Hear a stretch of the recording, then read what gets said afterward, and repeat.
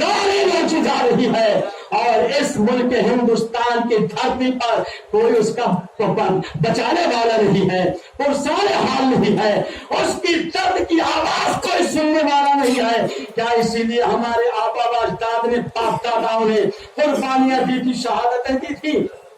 لہذا مسلمانوں، وقت آ گیا ہے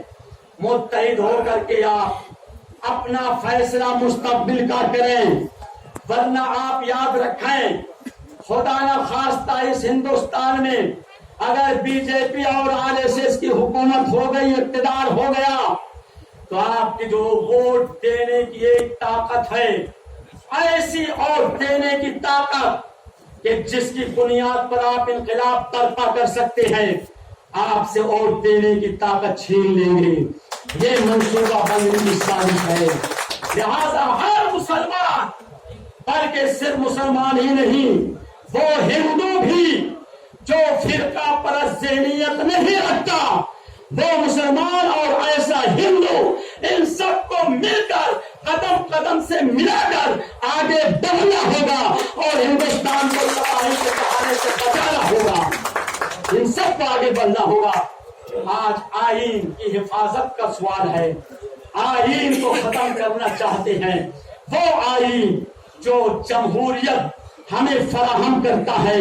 سیکولرزم کی مضبوطی دیتا ہے، اور جو آئین ہمیں مذہبی آزادی دیتا ہے، اس آئین کا یہ خاتمہ کر دینا چاہتے ہیں۔ اس لیے ہم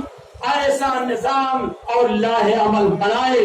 کہ وہ فرقہ پرست طاقتیں اقتدار کے قریب نہ آنے پائیں اور سیکولر حکومتوں کا وہاں پر دور دورہ ہو۔ ضرورت اس بات کی ہے رفیقان گرامی کہ یہ ہونا چاہیے۔ طرح طرح کی باتیں، اسی آئین نے ہمیں مذہبی آزادی دی،